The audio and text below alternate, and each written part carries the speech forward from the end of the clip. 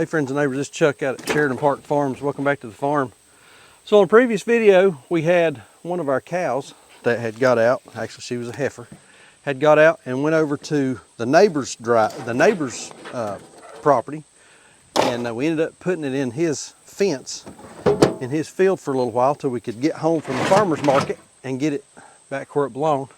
And what we had discovered was she had broken the fence in a few places. And in the pasture where they went to, there was a couple of places where the fence was down up there. We had a tree across it, and that, well, not a tree, but a limb, that kind of thing. So we're gonna work on getting all that cleaned up today, get it straightened up, and get them nice and secure where they're at. It's okay, it's pretty good shape, but we're going to work on that. So I think what I need, we've got some barbed wire for some patch.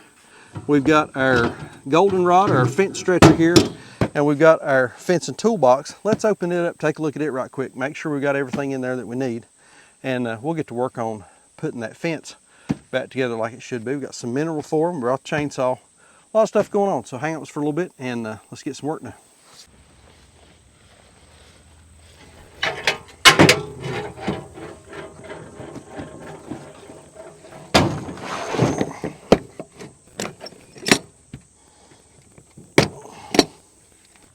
All right, if you're going to run a farm and you've got fence, I would recommend putting yourself together a fencing toolbox, and just a box where you keep the majority of tools that you're going to need whenever you're doing fencing work or fencing repair or anything like that.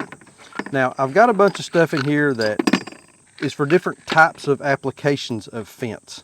So we've got stuff in here like this is a daisy wheel if we're wanting to tighten up a section of poly wire. We'd use one of these. We've got some open end taps for high tensile wire. We've got these are just connectors for splicing wire together. Of course, you're going to need all kinds of pliers and screwdrivers, so we've got just a little side cutter there, and then some channel locks. So again, and a leaf. You just never know when you're going to need an oak leaf or whatever that is. But anyway, then down at the bottom, this is kind of where some of the magic is. We've got our big crimper splicers. I always need a set of those. We will definitely use those today. Good set of cutters. If we need some cutters for something, we've got cutters. Another splicing tool. This is really for the, I think this is more for the high tensile stuff. More daisy wheels. What is this? Ceramic insulators. We've got wire cutters. We've got sleeves for joining. The thing that I need that I don't see that I've got are 12.5 to 14 gauge barbed wire splices. And I don't see any of those. And I thought I had some of them. We don't have any of those. Fencing staples. We've got fencing staples. There's always a hammer in the side by side. That's a tightening tool. Set of channel locks. Man, daggone it.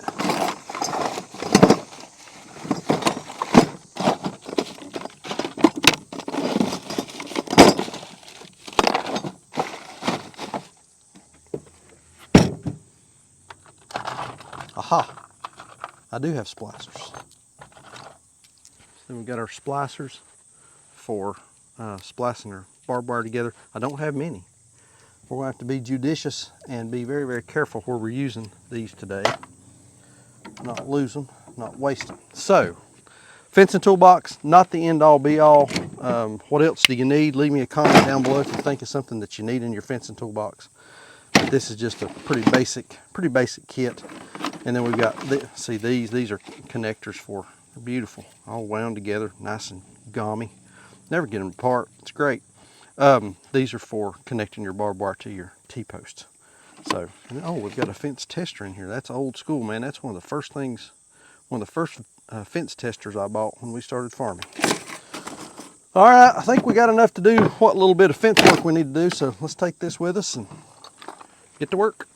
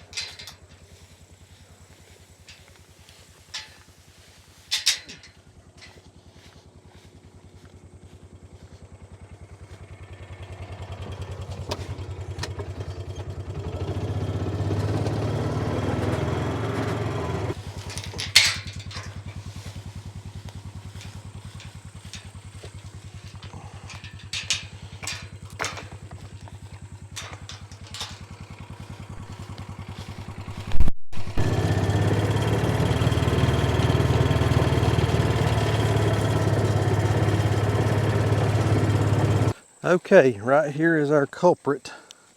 And it looks like, I don't know how well it's going to show up on camera, it looks like this has been repaired.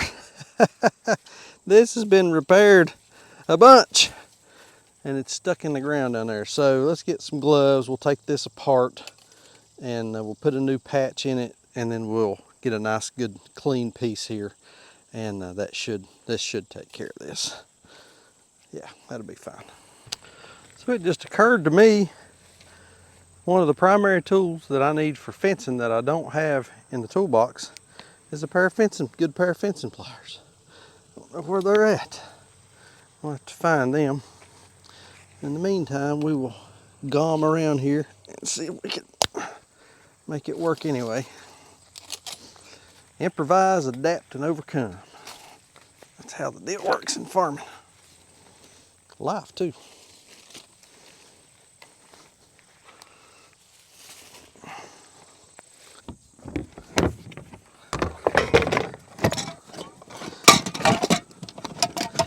Aha! Aha!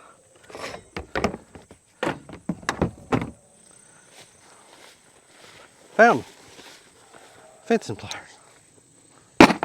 So somebody made the grand observation on the last video that it looked like we were running 14 gauge wire, and I think you're probably right. Always get you some gloves when you're doing this. This stuff will tear your hands up. And you know, for the record, we like high tensile. That is our preferred fence of choice. But we have sections of fence that are barbed wire that are fine, that work.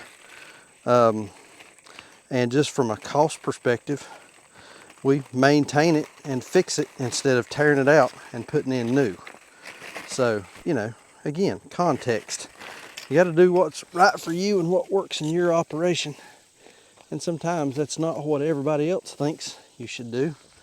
So it is what it is. But anyway, barbed wire, 14 gauge. Yep, I think that's probably what we've got here.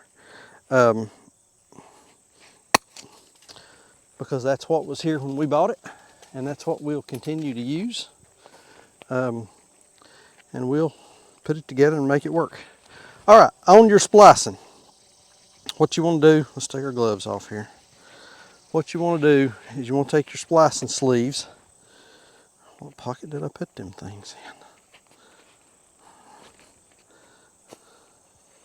Take your splicing sleeves and you're going to slip it over one end of your wire, and then take your patch piece, put it on there, and make sure that you get a good overlap of the wire. And then we'll take our crimper, and the way you want to do this, really, you want to start on one end and crimp your way to the other end and flatten this thing out as you go so that you get the most surface area. This is a little tough to do one person, so that you get the most surface area connecting your crimp. So I done stuck that barb in my finger. And what we're going to have to do here is we're just going to have to crimp it in the middle so it'll hold, and then we'll flatten it out. There we go.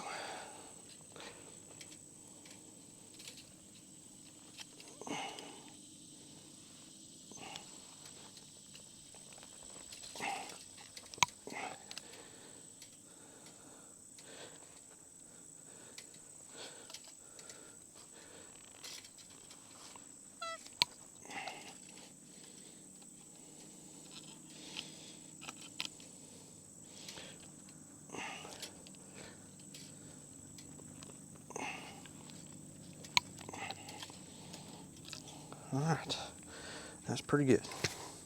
Not the best, but it's pretty good.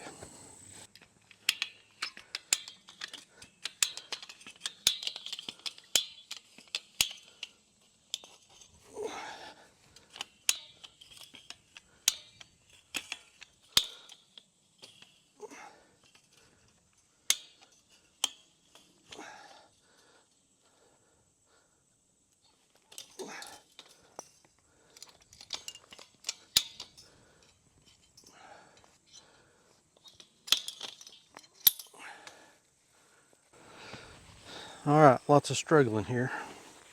I'm working on right on the edge of the bank, and it's a little dicey, but it's okay. We will make it work. Now, I want to cut this. Cut this right here. It's on fencing pliers. Go to a yard sale, antique store, flea market, and find you a good set of old style fencing pliers. Don't go get those new things at Tractor Supply. None of that foolishness. Go get the good ones.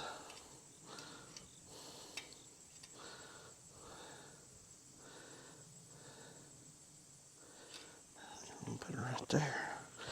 Shouldn't work.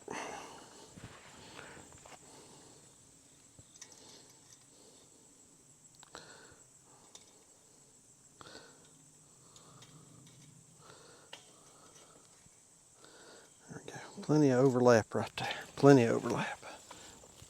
Now, it should be a little easier than that last deal.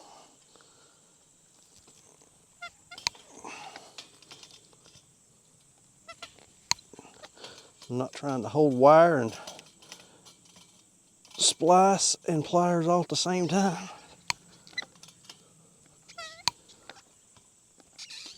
There we go. Now that's what a proper splice should look like. Let's see if I can zoom in on that thing.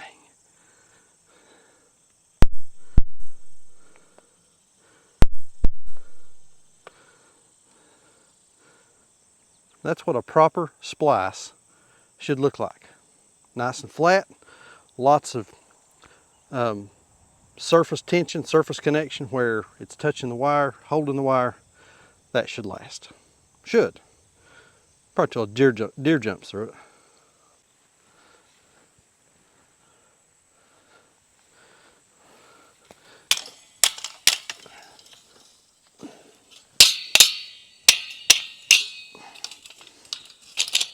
There we go. All right, we'll get us a couple of these things and fasten that wire to the post, I think. Been a while since I've done this. I remember how. Right on a daggone barb too. That's the way those always end up landing.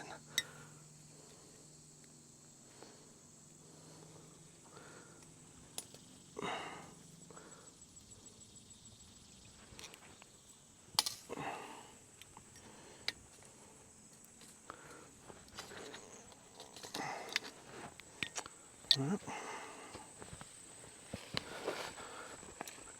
This one landed right on the splice. Perfect, perfect, perfect, just what we wanted. A new mess to have to deal with.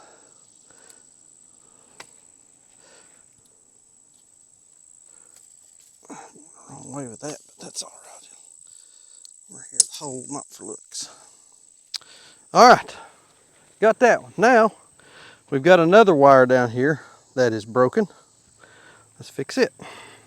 All right, I don't know how well this is going to show up on the camera, but we've got the top strand and then the third strand are in good shape.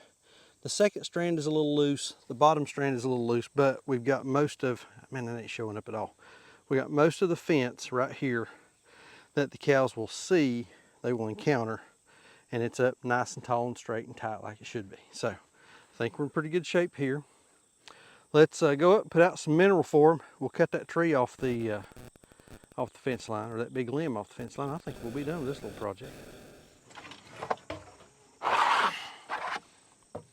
All right, we got this little, I think it's a pine limb that's fell across the fence.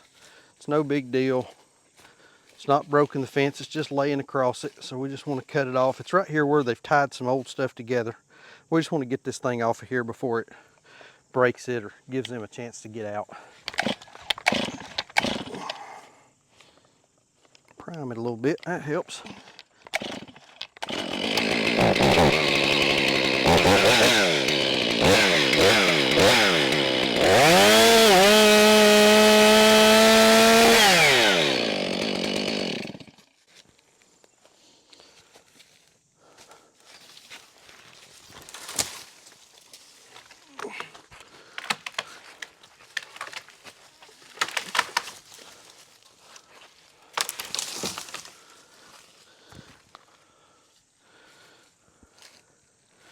That sunk our fence down a little bit right there.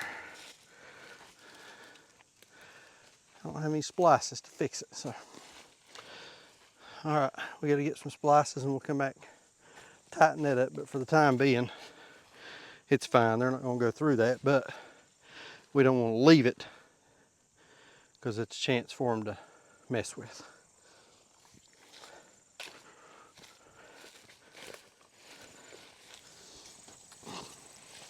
Hey girl, how are you? How you doing?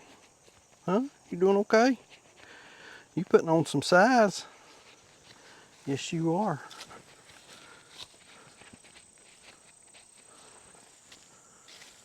Phew, I brought y'all a little something. Thought you might enjoy.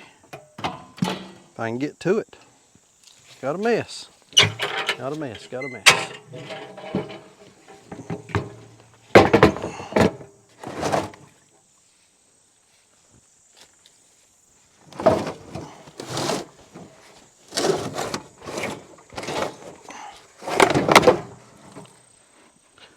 Y'all want a little mineral?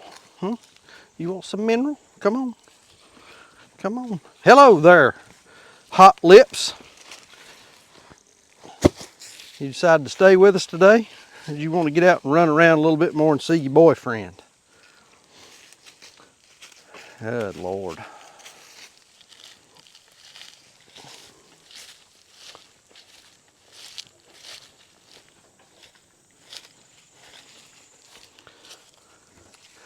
What are you doing?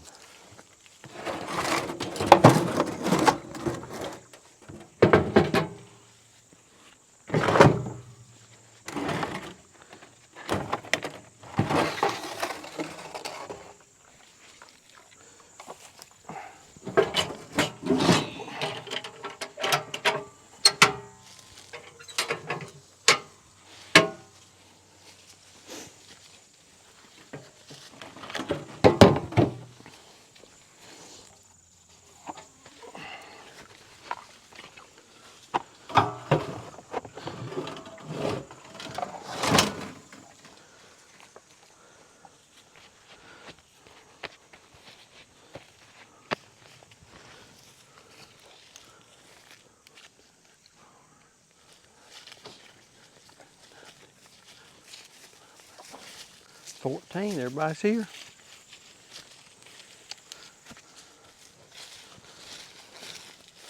What you looking for there, Penelope?